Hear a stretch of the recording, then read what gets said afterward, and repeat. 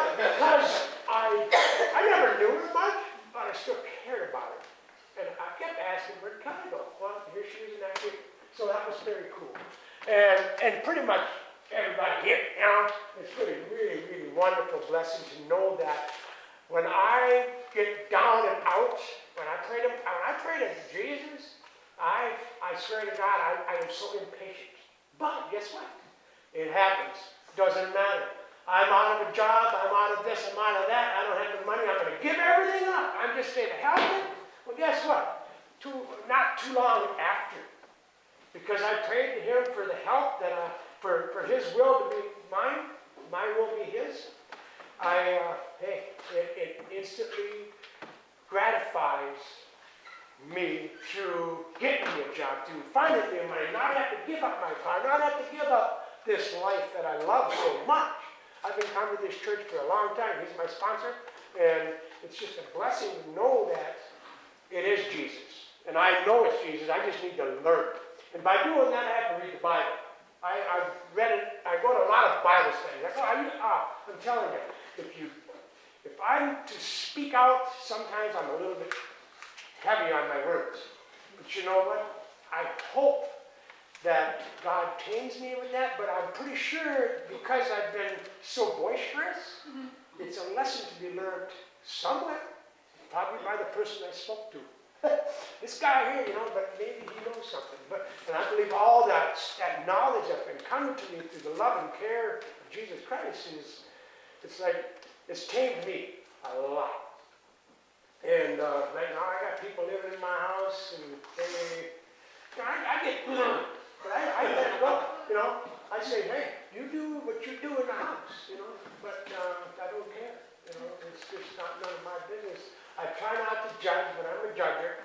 I try not to do all that other stuff. But Jesus Christ has put through me, to go out and speak. I used to speak twice and 3 times a year at East Kinnick or wherever.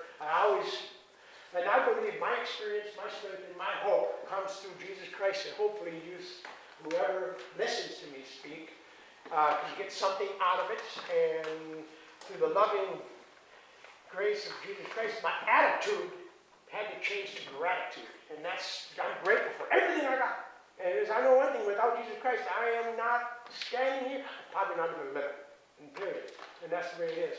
And this sign behind me is what I've always, worship is over. Now, you walk out this door, that's when your service begins. Because loving others is the way for Jesus Christ that he wants us to serve him, to love others. And that's what I believe. Thank you. Thank you.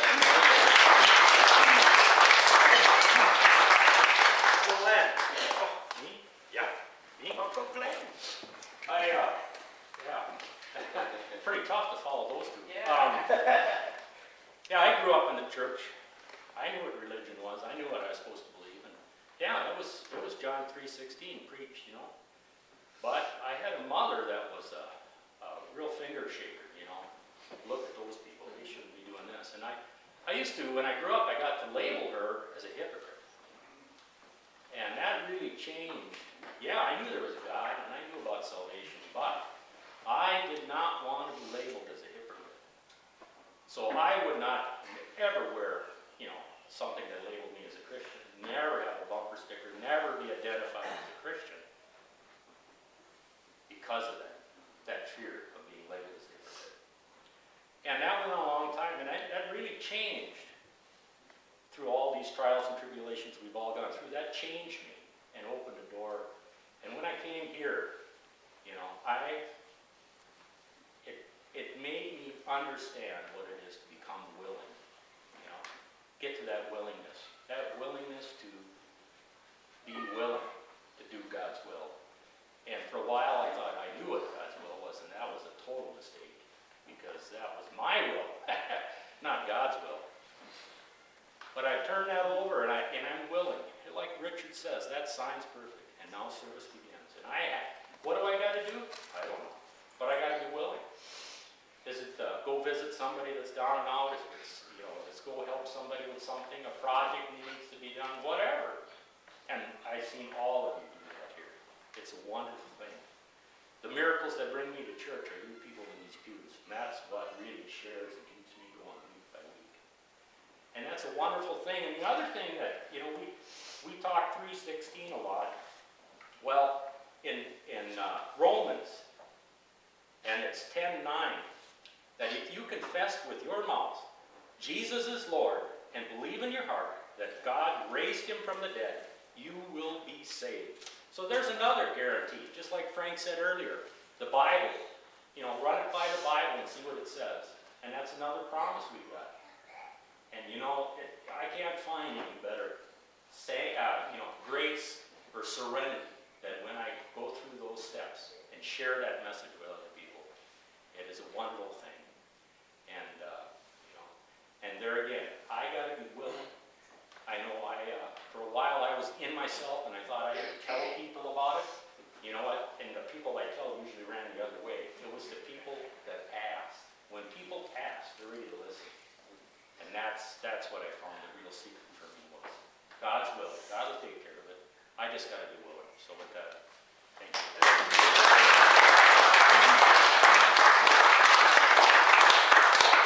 Frenchie.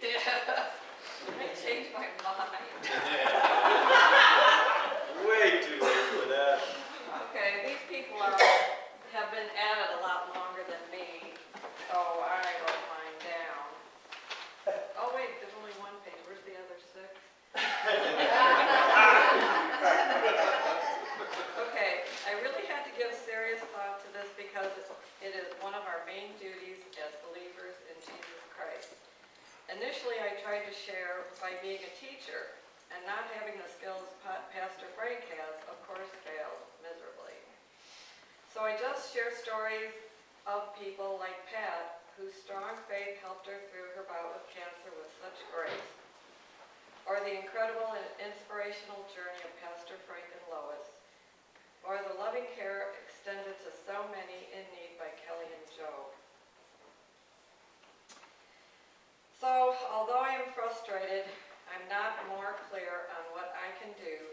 Pastor Frank assured me a few months ago, it's in God's time, not in mine. Then God revealed through a friend of mine in Chicago that the way I now handle adversity has inspired her to also go to God for everything and how much He has already blessed her. When I wanted to offer our home in service, Pastor Frank told me to wait, and he, with God's help, would let us know when there was the right fit. Sure enough, God sent us Lindsay, who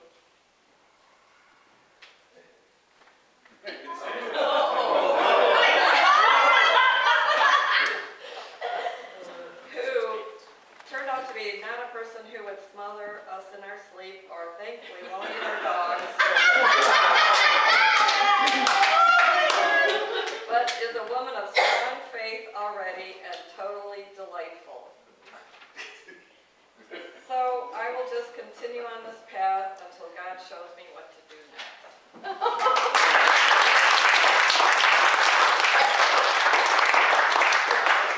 And the last one for today, Joseph. Yay. Don't cry. You're on the clock.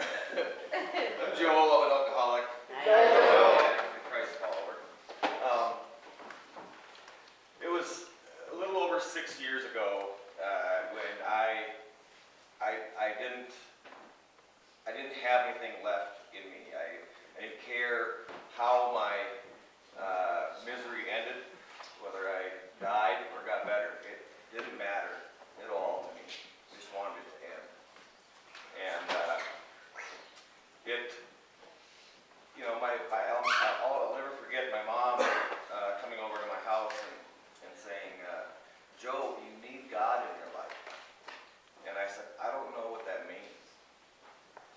And it was a dose of reality, because for my whole life, I only said I believed in God because I thought it was the right thing to say.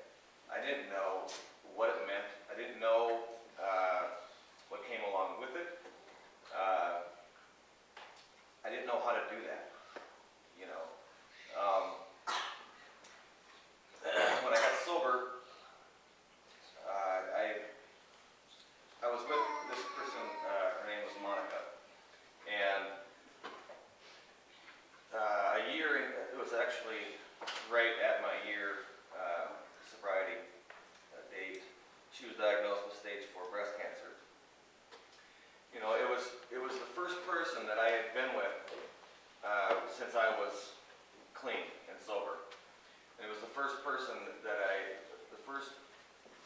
person that wasn't crazy, that wasn't just out of her mind, because that's the only person that I would be with before.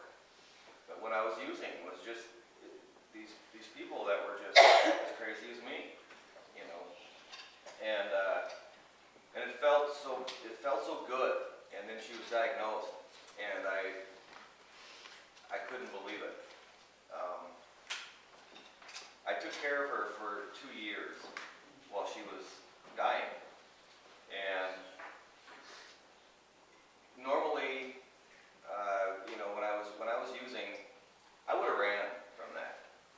There's no question. I would have said, I can't handle this, and I would have been gone. And I know that about me. So I took care of her, and she passed away. And I held her while she passed away. And I saw something that I'll never forget as long as I live. And it was a look on her face when she passed away that I knew exactly where she went. And it was incredible. It was something that I can't put words to. And it made it a lot easier for me to talk about Christ, to talk about heaven, to talk about, being saved, because I saw somebody be saved, and it was a miracle. And so, I use my humor a lot. I'm very tongue-in-cheek, and sometimes, and so on and so forth. But I think what that does is it kind of gives people, the belief that anybody can be Christian,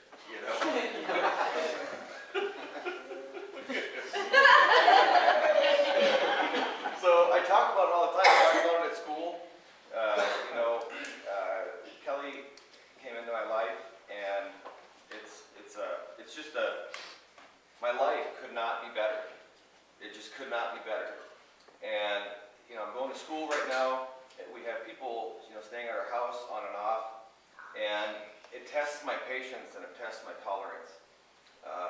And there's many times where I just want to say, this person needs to leave, because it's all about me sometimes. It's all about me. I need to study. I need to, and all that. But through all of this, I managed to have very good grades. And I'd like to think it's because I'm so smart, but it's not. I believe that God somehow, because there's many times where I'll be taking a test, and all of a sudden I know the answers to these questions, and it isn't because I sat and studied so much. It's because He gave me that, and He's telling me, just keep doing what you're doing, and I'll take care of the rest. And it's absolutely amazing. And the best gift that I could be given is to know that I am saved. So, thank you.